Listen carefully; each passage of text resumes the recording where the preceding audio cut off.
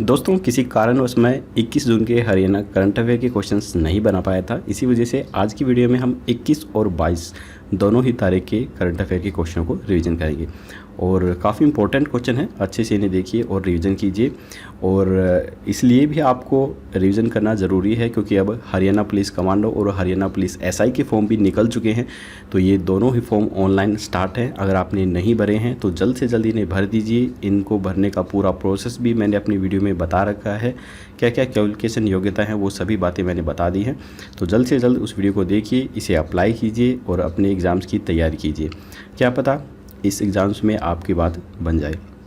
तो चलिए बिना देरी किए शुरू करते हैं आज की वीडियो। लेकिन उससे पहले मैं आपको ये भी बता देता हूँ कि अगर आप चैनल पर पहली बार आए हैं और आप हमारी पिछली वीडियो को पीडीएफ के रूप में डाउनलोड करके पढ़ना चाहते हैं तो उनका लिंक भी मैंने डिस्क्रिप्शन में दिया हुआ है। आप वहाँ से जाके उन्हें डाउनलोड कर सकते हैं, या फिर आपको वहाँ से डाउनलोड करना नहीं आ रहा है तो स्क्रीन पर दिए गए व्हाट्सअप नंबर पर हमें मैसेज कीजिए। हम आपको जो पीडीएफ फाइल हो वो व्हाट्सअप पर ही सेंड कर देंगे। तो चलिए शुरू करते हैं आज की वीडियो। पहला प्रश्न है, गुरुग्राम की ACME सोलर होल्डिंग लिमिटेड ने किस राज्य में 250 मेगावाट की सौर ऊर्जा संयंत्र परियोजना विकसित करने के लिए UNOPS और डेनमार्क के IFU के साथ समझौते ज्ञापन पर हस्ताक्षर किए हैं? तो ये किए गए हैं राजस्थान की कंपनी के साथ। ACME सोलर होल्डिंग्स लिमिटेड ने राजस्थान में 250 मेगावाट की सौर ऊर्जा संयंत्र परियोजना विकसित करने के लिए United Nation Office for Project Services के sustainable investments in infrastructures and innovations और डेनमार्क के investment fund for developing countries के साथ एक शेयर धारकों के समझौते पर हस्ताक्षर किए हैं। इस परियोजना में ACME की 51% हिस्सेदारी है, जबकि IFU की 39% और UNOPS 3I की 10% की हिस्सेदारी है। यह इंडिया डेनमार्क ग्रीन स्ट्रेटेजिक्स पार्टनरशिप के तहत UNOPS का पहला निवेश है, जिसे 2020 में भारत और डेनमार्क की सरकारों के बीच हस्ताक्षरित किया गया था। तो इसके मुख्य तथ्य हम जान लेते हैं। देखिए, भारत 2022 तक 100 GW और ऊर्जा सहित 175 GW नवीनीकरण क्षमता प्राप्त करने वाला दुनिया का सबसे बड़ा स्वच्छ ऊर्जा कार्यक्रम चला रहा है। इसके अलावा 2019 में संयुक्त राष्ट्र जलवायु शिखर सम्मेलन में भारत ने 2022 तक अक्षय ऊर्जा लक्ष्य को 175 GW के दोगुना से अधिक करके 450 GW करने की भी घोषणा की है। भारत के केंद्रीय विद्युत प्राधिकरण ने अनुमान लगाया है कि 2030 तक देश को 817 गीगावाट बिजली की जरूरत होगी। उस बिजली का आधे से अधिक स्वच्छ ऊर्जा स्रोतों से यहाँ पर लाया जाएगा। सरकार ने अकेले सोलर यूनिट से 280 गीगावाट बिजली पैदा करने का लक्ष्य भी रखा है। यहाँ पर विकासशील देशों के लिए जो निवेश कोष है, जिसे शॉर्ट में IFU कहा जाता है, यह विकासशील देशों के लिए एक डेनिश निवेश कोष बनाया गया है। इस देश के अंदर अफ्रीका, एशिया, लैटिन अमेरिका और यूरोप के कुछ हिस्सों में विकासशील जो देश हैं उनकी जो कंपनियां हैं वो इन्हें पूंजी प्रदान करती हैं। और IFU की जो स्थापना है ये 1967 में की गई थी। इसका मुख्यालय डेनमार्क के कोपेनहेगन में है और इसके अध्यक्ष फिलहाल माइकल रासुमेन हैं। इसके बाद बात आती है UNOPS की। हम बात कर रहे थे जिसको फुल फॉर्म जिसकी United Nation Office for Project services है। S3I UNOPS के द्वारा किफ़ायती आवास नवीकरण, ऊर्जा, स्वास्थ्य और नवाचार परियोजनाओं के अंदर निवेश करने के लिए ये बनाया गया है। इसकी स्थापना सन 1973 में की गई थी। इसका मुख्यालय भी डेनमार्क कोपेनहेगन में है। इसके कार्यकारी अधिकारी ग्रेटे फ्रेमो हैं। इसके बाद अब हम बात कर लेते हैं ACME सोलर होल्डिंग लिमिटेड की। यह 5 GWP के पोर्टफोलियो के साथ भारत का सबसे बड़ा प्योर प्ले सोलर प्लेटफॉर्म है, जिसमें से 2.3 GWP चालू है। इसका मुख्यालय हरियाणा के गुरुग्राम में है और इसके संस्थापक और अध्यक्ष मनोज के उपाध्याय हैं। इसके बाद है, हाल ही में चंडीगढ़ में मिल्खा सिंह का देहांत हुआ था। इनका जन्म किस स्थान पर हुआ? तो मिल्खा सिंह का जो जन्म है यह पाकिस्तान के अंदर हुआ था। फिलहाल ये पाकिस्तान है, लेकिन उस समय जब मिल्खा सिंह का जन्म हुआ था ये भारत का ही एक हिस्सा था। 200 मीटर स्पर्धा में भारतीय दिग्गज धावक ने पाकिस्तान के अब्दुल खालिक के साथ एक बराबरी की दौड़ में 1 सेकंड में 10वें हिस्से से आगे रहते हुए स्वर्ण पदक पर कब्जा जमाया था।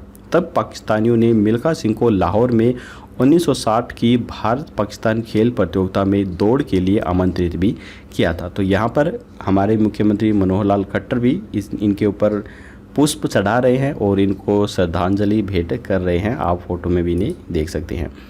मिल्खा ने तब 100 मीटर में 1959 एशियाई खेलों के चैंपियनशिप खालिद को 200 मीटर स्पर्धा में हराया था। इस प्रतियोगिता को जनरल अयूब खान ने बहुत करीब से देखा और उन्होंने ही मिल्खा को फ्लाइंग सिख के नाम से संबोधित किया था। उस समय अयूब खान ने बातों ही बातों में कहा था कि मिल्खा जी से, मिल्खा जी आप पाकिस्तान में दौड़ नहीं रहे थे, आप तो उड़ रहे थे, हम आपको फ्लाइंग सिख की उपाधि देना चाहते हैं। तो उसके बाद अयूब खान के द्वारा ये उपाधि उन्हें दी गई थी। फ्लाइंग सिख के परिवार में यानी कि मिल्खा सिंह के परिवार में 3 बेटियां हैं, मोना सिंह, अलीजा ग्रोवर और सोनिया सांवल का, और बेटा है जीव मिल्खा सिंह जो कि एक गोल्फ खिलाड़ी है। भारत के लिए राष्ट्रमंडल खेलों में से पहले स्वर्ण पदक विजेता भी ये रहे थे।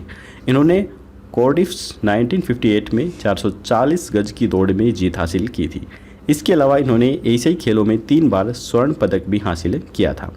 इन्हें 1959 में पद्मश्री से भी नवाजा गया था। इन्होंने 1958 और 1962 के एशियन गेम्स में भी गोल्ड मेडल जीता था। अब याद रखने योग्य कुछ और भी बातें हैं जिन्हें हम जान लेते हैं। देखिए, मिल्खा सिंह ने 1960 में रोम के ग्रीम ओलंपिक्स में भारत का प्रतिनिधित्व किया था। इसके अलावा मिल्खा सिंह ने 1964 टोक्यो के ग्रीष्म ओलंपिक्स में भी भारत का प्रतिनिधित्व किया था। मिल्खा सिंह ने ख्याति प्राप्त करने के बाद 200 व 400 मीटर की दौड़ें सफलतापूर्वक जो पूरी हैं वो की थी। इसके अलावा मिल्खा सिंह को 1958 में पाकिस्तान में दौड़ने का न्योता भी मिला था। तो मिल्खा सिंह का जन्म 20 नवंबर 1929 को गोविंदपुरा के अंदर हुआ था, जो कि इस समय पाकिस्तान में है, लेकिन उस समय वो भारत का ही एक हिस्सा था। और इनकी मृत्यु 18 जून 2021 को हुई है। इसके बाद है अखिल भारतीय तकनीकी शिक्षा परिषद व किस राज्य सरकार के बीच हाल ही में MOU पर हस्ताक्षर हुए हैं। तो ये हुए हैं हरियाणा के बीच। अखिल भारतीय तकनीकी शिक्षा परिषद व हरियाणा सरकार के बीच हुए करार के चलते मूतल के विश्वविद्यालय में अटल एडवांस ट्रेनिंग और लर्निंग अकादमी स्थापित की जाएगी। मूतल विश्वविद्यालय में स्थापित किए जाने वाले उन्नत प्रशिक्षण एवं अध्ययन अकादमी को स्थापित करने के लिए प्रथम चरण में 30 करोड़ रुपए व द्वितीय चरण के अंदर 20 करोड़ रुपए खर्च किए जाएंगे। यह 50 करोड़ रुपए की राशि अखिल भारतीय तकनीकी शिक्षा परिषद के द्वारा भी वहन की जाएगी। अब यहाँ पर हमारे मुख्यमंत्री खट्टर जी इसका उद्घाटन कर रहे हैं और हाथों के इशारों से कुछ ऐसा लग रहा है कि शायद ऐसे कह रहे हैं तो मुझे तो कुछ मिला ही नहीं है, मुझे भी कुछ दे दो, इन दोनों को तो पकड़ा रखा है। खैर चलिए, इसके बाद है सरस्वती नदी के संरक्षण के लिए केंद्र से हरियाणा को जो रुपए हैं वो कितने रुपए मिलेंगे। तो ये मिलेंगे 500 करोड़ रुपए। सरस्वती नदी के संरक्षण के लिए केंद्र सरकार हरियाणा को 500 करोड़ रुपए देगा। हरियाणा में जल जीवन मिशन के सफल क्रियान्वयन व इसके तहत तेजी से हो रहे कार्यों के लिए केंद्र सरकार ने हरियाणा के लिए 1119.95 करोड़ रुपए भी स्वीकृत किए हैं। तो यहाँ पर इनकी डील हो रही है और हमारे खट्टर साहब डील कर रहे हैं 500 करोड़ रुपए की। तो देखिए, अच्छी बात है, काफ़ी लंबी डील करने लग गए हैं आजकल। इसके बाद है प्रधानमंत्री ने कोविड-19 हेल्थ केयर फ्रंटलाइन वर्कर के लिए विशेष क्रैश कोर्स कार्यक्रम का शुभारंभ किया है। इसके लिए हरियाणा से कितने उम्मीदवारों की पहचान कर ली गई है। तो ये की गई है 2871 उम्मीदवारों की पहचान। तो ये हमारे प्रधानमंत्री नरेंद्र मोदी जी हैं और मुझे लगता है इस फ़ोटो में शायद पत्रकारों पे थोड़ा गुस्सा हो रहे हैं और उन पे बस अब गुस्सा करने वाले हैं और कहने वाले हैं यहाँ से भाग जाओ, मेरी फ़ोटो मत खींचो। खैर, प्रधानमंत्री श्री नरेंद्र मोदी ने कोविड-19 हेल्थ केयर फ्रंटलाइन वर्कर्स के लिए विशेष क्रैश कोर्स कार्यक्रम शुभारंभ किया है। इसके लिए हरियाणा से 2871 उम्मीदवारों की पहचान कर ली गई है, जिनका प्रशिक्षण कैथल, रोहतक और यमुनानगर स्थित 3 केंद्रों पर किया जाएगा। तो ये ध्यान रखना है आपको, कैथल, रोहतक और यमुनानगर में ये किया जाएगा। इसके बाद है 16 सदस्यीय पुरुष हॉकी टीम में हरियाणा के कितने खिलाड़ियों को शामिल किया गया है। तो ये किया गया है 2 खिलाड़ियों को। टोक्यो ओलंपिक के लिए भारत की 16 सदस्यीय पुरुष हॉकी टीम का शुक्रवार को ऐलान कर दिया गया। इस टीम में 2 खिलाड़ी हरियाणा के शामिल हैं। इनमें से एक खिलाड़ी तो है सुमित वाल्मीकि और दूसरा जो खिलाड़ी हैं वो सुरेंद्र कुमार हैं। सुमित वाल्मीकि सोनीपत से हैं और सुरेंद्र कुमार करनाल से हैं। तो सुरेंद्र कुमार के बारे में मैंने कल भी आपको बता दिया था, कल नहीं सॉरी परसों मैंने आपको अपनी वीडियो में बता दिया था। इस टीम में 10 नए चेहरों को जगह भी दी गई है, जबकि चोट के कारण रियो ओलंपिक 2016 खेलने से चुके अनुभवी डिफेंडर वीरेंद्र लोकड़ की भी वापसी हुई है। ओलंपिक की शुरुआत 23 जुलाई से की जाएगी। तो यहाँ पर सुमित वाल्मीकि और सुरेंद्र कुमार की फ़ोटो मैं आपको दिखा देता हूँ। ये सुरेंद्र करनाल से सुरेंद्र कुमार जी हैं और ये यहाँ पर सोनीपत से सुमित वाल्मीकि हैं। तो ये इन दोनों खिलाड़ियों का चयन हुआ है हॉकी के अंदर। वाव, कितनी अच्छी स्माइल है, बहुत ही अच्छी स्माइल कर रहे हैं। तो और हमारे सुरेंद्र कुमार तो बस शायद टेंशन में हो रहे हैं कि अब हॉकी में चयन तो हो गया, अब कैसे जीता जाएगा। भैया जीत जाओगे, कोई बात नहीं, चयन हो गया, टेंशन ना लो। हरियाणा में किस जिले को एजू सिटी, मेडी सिटी और फिल्म सिटी के रूप में विकसित किया जाएगा? तो ये किया जाएगा पंचकुला को। पूर्व मुख्यमंत्री स्वर्गीय चौधरी भजनलाल के द्वारा पंचकुला जिले का निर्माण किया गया और वह पंचकुला को पेरिस बनाने का सपना देखा करते थे। मेडी सिटी के तहत राष्ट्रीय और अंतर्राष्ट्रीय स्तर के बड़े अस्पताल यहां होने चाहिए ताकि लोगों को अच्छा इलाज मिल सके। ये सपना था मुख्यमंत्री स्वर्गीय चौधरी भजनलाल का। इसी वजह से जल्द ही पंचकुला को एजू सिटी, मेडी सिटी और फिल्म सिटी के रूप में विकसित किया जाएगा। इसके बाद है कुरुक्षेत्र के किस गांव में सरस्वती के किनारे प्राचीन घाट मिला है, जहां के क्षेत्र में 3 नदियों के संगम का उल्लेख भी मिला है? तो ये है अमीनपुर। अमीनपुर में इस प्रकार की जगह मिली है जहां पर पाँव के कुछ निशान से मिले हैं और ऐसा दावा किया जा रहा है कि ये सरस्वती के जो सरस्वती माँ है उनके ही ये पद चिन्ह है यहाँ पर और ये काफ़ी पुराने यहाँ पर बनाए गए हैं। गीता की नगरी कुरुक्षेत्र में सरस्वती किनारे पिहोवा के गांव धनीरामपुरा के अंदर एक प्राचीन घाट मिला है। इसके साथ यहाँ पाँव के निशान भी मिले हैं। ऐसा माना गया है कि ये पाँव माँ सरस्वती के ही हैं। दावा भी ये किया जा रहा है कि पुराणों में यहाँ अरुणा, वरुणा और सरस्वती नदी का संगम था। इस घाट की वास्तविकता जानने के लिए पुरातत्व विभाग का सहयोग भी लिया जा रहा है। फ़ोटो से तब ये लग रहा है कि ये कोई पुरानी जगह नहीं है, क्योंकि सीमेंटेड ये बनाई हुई है। उस समय पहले इतने सालों पुराने जब ये हमारे जो इतिहास लिखा जाता था या फिर हमारी पुरानी घटना है, उस समय सीमेंट का यूज़ नहीं होता था। ये मुझे कोई नई ही घटना लग रही है, कोई पुरानी यहाँ से देखते हुए तो नहीं लग रही है, इन पाँव को देखते हुए। खैर देखते हैं पुरातत्व विभाग क्या जवाब देता है इसमें। तो चलिए इसके बाद अगला क्वेश्चन है, हाल ही में हरियाणा के मुख्यमंत्री ने पंचकुला के किस एरिया में एडवेंचर खेलों का उद्घाटन किया है? तो ये किया गया है टिक्कर ताल के अंदर, जो पंचकुला क्षेत्र के अंतर्गत ही आता है। तो यहाँ पर आप देख सकते हैं हमारे खट्टर साहब उद्घाटन कर रहे हैं हरी झंडी दिखाकर। मोरनी हिल के पास टिक्करताल क्षेत्र में विभिन्न एडवेंचर गतिविधियों के अंदर जो हमारे मुख्यमंत्री हैं ये शामिल हुए हैं। तो इसमें कुछ ज़्यादा इन्फॉर्मेशन बताने वाली नहीं है, सिर्फ कुछ फ़ोटो ही मैं आपको दिखाऊंगा जो कि काफ़ी फ़नी फ़ोटो भी मुझे लगी। अब देखिए ये फ़ोटो इतनी फ़नी लग रही है, ऐसे लग रहा है जैसे कि जो ये राइडर है ये नाव लेके चल रहा है, ऐसे बोल रहा है खट्टर साहब आप क्यों पीछे जा रहे हो, आप भी मेरे साथ आ जाओ। और खट्टर भी ऐसे ही देख रहे हैं, हाँ हाँ। और हमारे विधानसभा अध्यक्ष ज्ञानचंद गुप्ता जी ऐसे बोल रहे हैं खट्टर साहब को, अरे तुम मत जाइए, तू जहाँ होता तेरे साथ साथ मैं भी आऊँगा फिर। जैसे ही इसने ऐसे कहा तो खट्टर साहब तो राजी हो गए और बैठ के भाग के दौड़ के कूद गए शिप के ऊपर और चलो भाई सवारी करते हैं, आज तो मौका कई दिन में मिला है घूमने का। और जैसे ही सवारी करने लगे, ओहो इन्हें मच्छी भी दिख गई। ये देखो पीछे जो ये गाइड है ये बोल रहे हैं वहाँ पे मच्छी है खट्टर साहब, वहाँ पे चलो, वहाँ पे पकड़ेंगे जाके मच्छी।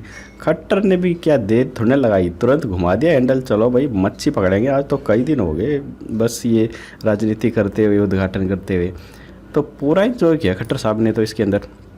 और फिर इतना ही नहीं, देखो यहाँ पर भी खट्टर साहब कितना मस्त इंजॉय कर रहे हैं, हाँ। और यहाँ पे खड़े कुछ बेचारे ये लोग ऐसे सोच रहे हैं, ऐसे दिख रहे हैं, ओहो इस खट्टर साहब को भी आज ही आना था, सारा मज़ा किरकिरा कर दिया। हम तो घूमने के लिए आए थे, हमारी सीट और खोस ली खट्टर साहब ने।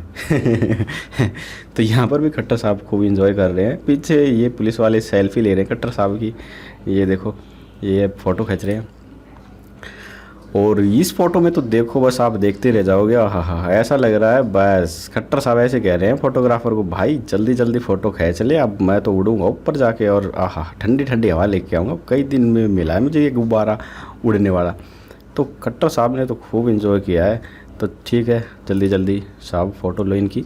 तो यहाँ पर हमारे मुख्यमंत्री जी ने काफ़ी इन्जॉय किया और पंचकुला के अंदर पर्यटन स्थल का उद्घाटन किया है। यहाँ पर पैराग्लाइडिंग और रोलर जॉबिंग, हॉट एयर बलून, ई हाइड्रो प्रोफाइल और जेट स्कूटर, जो ये आप देख रहे हैं खट्टर साहब घूम रहे थे, जेट स्कूटर बोलते हैं इसको। तो यहाँ पर एंजॉय किया है, खूब अच्छा एंजॉय भी किया है और उद्घाटन भी किया है। इसके अलावा नेचर ट्रैवल्स का उद्घाटन किया, फील्ड्स होटल्स का शिलान्यास किया है, नक्षत्र वन, सुगंध वाटिका और राशि वन का भी शिलान्यास हमारे खट्टर साहब के द्वारा किया गया। तो खट्टर साहब ने तो खूब मज़े लिए इस उम्र में, और किन्हें पता था कि खट्टर साहब मुख्यमंत्री बन जाएंगे और इतना एंजॉय करेंगे। खैर चलिए, अगला क्वेश्चन है कि किस ज़िले में हाल ही में नेचर कैंप थापली में पंचक्रम वेलनेस सेंटर का उद्घाटन किया गया है। तो ये भी पंचकुला के अंदर ही किया गया है।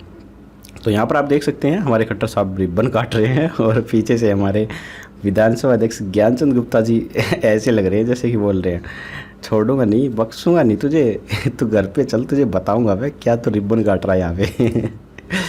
राज्य में पहले से ही 23 पंचकर्म केंद्र कार्य कर रहे हैं और 24वें केंद्र का उद्घाटन मुख्यमंत्री मनोहर लाल खट्टर के द्वारा किया गया है। उन्होंने कहा है कि राज्य में 500 योगशालाएं और व्यायामशालाएं भी कार्यरत हैं और सरकार का लक्ष्य है राज्य में और अधिक पंचकर्म केंद्र खोलना है। इसके अलावा एक फ़ोटो ये भी है, यहाँ पर भी हमारे खट्टर साहब उद्घाटन कर रहे हैं और यहाँ पे आप देख सकते हैं हमारे विधानसभा अध्यक्ष ज्ञानचंद गुप्ता जी यहाँ पर ऐसे लग रहा है नाराज़ होकर खड़े हैं खट्टर साहब से। उन्होंने कहा है कि राज्य में इस वर्ष के दौरान 3 करोड़ पौधे लगाने का लक्ष्य भी रखा गया है। इस अवसर पर मुख्यमंत्री ने नक्षत्र वाटिका, राशिवन और सुगंध वाटिका की भी आधारशिला रखी है। इन वाटिकाओं को पंचकुला जिले के गाँव मस्जिदवाला के पास जंगलों में विकसित किया जाएगा। खैर चलिए, और हमारे ये मंत्री तो ऐसे लग रहा है जैसे कि पोज दे रहे हैं फ़ोटो खिंचवाने के लिए, हाथ उथ जोड़ के एकदम मस्त तरीके से खड़े हैं। इसके बाद एक और फ़ोटो आप ये देखिए, यहाँ पर हमारे खट्टर साहब एक पौधा बो रहे हैं, शायद मुझे लगता है जामुन का पौधा है, पत्ते कुछ ऐसे लग रहे हैं जामुन के पौधे के जैसे। तो यहाँ पर पौधे लगा रहे हैं हमारे खट्टर साहब। इस वर्ष के दौरान 10 एकड़ में नक्षत्र वाटिका, 5-5 एकड़ में सुगंध वाटिका और वन राशि का निर्माण भी किया जाएगा। खैर चलिए, और यहाँ पे एक और फ़ोटो में दिखाया गया है कि हरियाणा को हरा भरा किया जाएगा और हमारे विधानसभा अध्यक्ष ज्ञानचंद गुप्ता जी भी कल्ले कल्ले देख रहे हैं यहाँ पे। हाँ, ऐसे देख रहे हैं जैसे कि गुस्से में आ रहे हैं और बस आज तो किसी न किसी की पिटाई करके जाएंगे यहाँ से। खैर चलिए, तो कुछ पुस्तकें यहाँ पे दिखाई गई हैं और इनका उद्घाटन किया गया है हरियाणा को हरा भरा करने के लिए। तो इसके बाद अगला क्वेश्चन है कि बिजली परियोजनाओं के लिए हरियाणा प्रदेश को केंद्र सरकार से कितने करोड़ रुपए का पैकेज मिलेगा। तो ये मिलेगा 273 करोड़ रुपए का पैकेज। इसके बाद है साल 2021 के योग दिवस को हरियाणा में अन्य किस दिवस के रूप में बनाया जाएगा। तो ये बनाया जाएगा मेगा वैक्सीनेशन के रूप में। तो यहाँ पर आप देख सकते हैं हमारे स्वास्थ्य मंत्री अनिल विज वैक्सीन लगवा रहे हैं खड़े होके, और ऐसा लग रहा है जैसे कि ज़बरदस्ती लगवा रहे हैं। वैक्सीन लगवा ले नहीं तो बॉडीगार्ड पीछे खड़ा है, अच्छी कुटाई करवाऊंगा तेरी, ऐसे बोल रहे हैं। क्या चलिए, स्वास्थ्य मंत्री अनिल विज ने घोषणा की है कि 21 जून को अंतर्राष्ट्रीय योग दिवस के मौके पर मेगा वैक्सीनेशन दिवस भी राज्य में बनाया जाएगा। हरियाणा में मेगा वैक्सीनेशन ड्राइव चलाई जाएगी और इस मेगा ड्राइव में 2.5 लाख लोगों को वैक्सीन देने का लक्ष्य रखा गया है। अनिल विज ने प्रधानमंत्री की सराहना करते हुए बताया कि प्रधानमंत्री के 18 वर्ष से अधिक उम्र के सभी लोगों को निःशुल्क वैक्सीन लगाने के ऐलान के तहत कल हरियाणा में बड़े स्तर पर वैक्सीनेशन किया गया, जिसके तहत पूरे राज्य में 2.5 लाख लोगों को वैक्सीन लगाने का लक्ष्य रखा गया। उन्होंने कहा कि हरियाणा में कल अंतर्राष्ट्रीय योग दिवस के मौके पर मेगा वैक्सीनेशन दिवस भी बनाया जा रहा है। इसके बाद है हाल ही में किए गए एक सर्वे के अनुसार हरियाणा के किस जिले में सबसे ज़्यादा गरीब लोग रहते हैं। तो ये रहते हैं फरीदाबाद के अंदर। परिवार पहचान पत्रों में प्रदेश में 25,000 रुपये सालाना कमाने वाले 3,37,513 परिवारों की पहचान की गई है, जिनकी वेरिफिकेशन का जिम्मा बूथ लेवल कमेटियों को सौंपा गया है। कमेटियों की रिपोर्ट मिलने के बाद परिवारों की आय बढ़ाने के लिए अगला कदम उठाया जाएगा, जिसमें प्रत्येक परिवार की मासिक आय 8 से 10,000 रुपये मासिक करने की योजना भी रखी गई है। इसके बाद है किस योजना के तहत हरियाणा के किसानों को 32,000 ट्यूबवेल कनेक्शन मिलेंगे। तो ये मिलेंगे प्रधानमंत्री कुसुम योजना के तहत। प्रधानमंत्री कुसुम योजना के तहत केंद्रीय बिजली मंत्रालय ने हरियाणा के किसानों के लिए 32,000 ट्यूबवेल कनेक्शंस मंजूर किए हैं। इससे पहले 15,000 कनेक्शंस मंजूर हो चुके हैं। यह मंजूरी केंद्र से मिली है। सोलर आधारित ये ट्यूबवेल प्लांट सीधे बिजली ग्रिड से कनेक्ट होंगे। सौर से उत्पन्न होने वाली बिजली का इस्तेमाल किसान सिंचाई में कर सकेंगे, जबकि शेष बिजली ग्रिड के अंदर सप्लाई हो सकेगी। जिन किसानों ने नलकूप कनेक्शंस के लिए आवेदन किया है वे भी कुसुम योजना के तहत सोलर पंप के कनेक्शन ले सकेंगे। कुल खर्चे में से 60% अनुदान केंद्र सरकार की ओर से दिया जाएगा। 30% लोन बैंकों से किसानों को मिल सकेगा। इस योजना का लाभ लेने वाले किसानों को कुल लागत का 10% पहले ही देना होगा। तो यहाँ पर कुसुम योजना जो स्टार्ट हुई थी यह फरवरी 2019 के अंदर स्टार्ट हुई थी। सरकार ने फरवरी 2019 में प्रधानमंत्री किसान ऊर्जा सुरक्षा एवं उत्थान महाअभियान योजना शुरू करने की मंजूरी दी थी। इस योजना का मकसद और सौर ऊर्जा क्षमता विकसित करने में किसानों की मदद करना है। इससे किसानों की आय बढ़ने के साथ साथ ही पानी की ज़रूरत भी पूरा हो सकेगी। तो आज की हरियाणा करंट अफेयर के क्वेश्चंस यहीं पर ख़त्म होते हैं। अब हम देख लेते हैं हमारे 2 दिन पहले का जो क्वेश्चन था वो क्या था। हमने आपसे पूछा था कि हरियाणा में लोक लेखा समिति का अध्यक्ष किसे बनाया गया है। तो इसका जो राइट आंसर है वो था हरविंदर कल्याण को।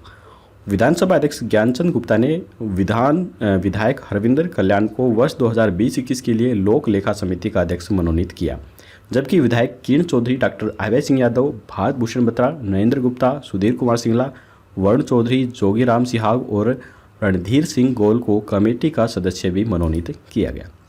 तो चलिए अब हम देख लेते हैं आज का questions of the day. Haryana साहित्य अकादमी के द्वारा स्वामी विवेकानंद स्वर्ण जयंती युवा लेखक सम्मान 2019 के लिए किसे चुना गया है। तो यहाँ पर 4 ऑप्शन हैं, डॉक्टर राकेश कुमार, शिवा अजय शर्मा या फिर मंगत राम। आपको राइट ऑप्शन हमें कमेंट बॉक्स में बताना है। तो चलिए आज की वीडियो यहीं पर ख़त्म होती है। वीडियो पसंद आई तो लाइक जरूर कीजिएगा, चैनल पर नए हैं तो सब्सक्राइब करना बिल्कुल मत भूलिए। और हरियाणा करंट अफेयर कंटिन्यू अब आप स्टार्ट कर दीजिए रिवीजन करना, क्योंकि हरियाणा के एग्ज़ाम्स अब स्टार्ट हो चुके हैं। हरियाणा कमांडो, हरियाणा SI के, जल्दी ही हरियाणा के और एग्ज़ाम्स भी आपको देखने को मिलेंगे। तो अच्छे से अच्छी तैयारी कीजिए और हम आशा करते हैं कि आपको जल्द से जल्द इसी साल में जॉब मिल जाए। खैर कल मिलेंगे कल एक नई वीडियो के साथ। तब तक के लिए जय हिंद, जय भारत।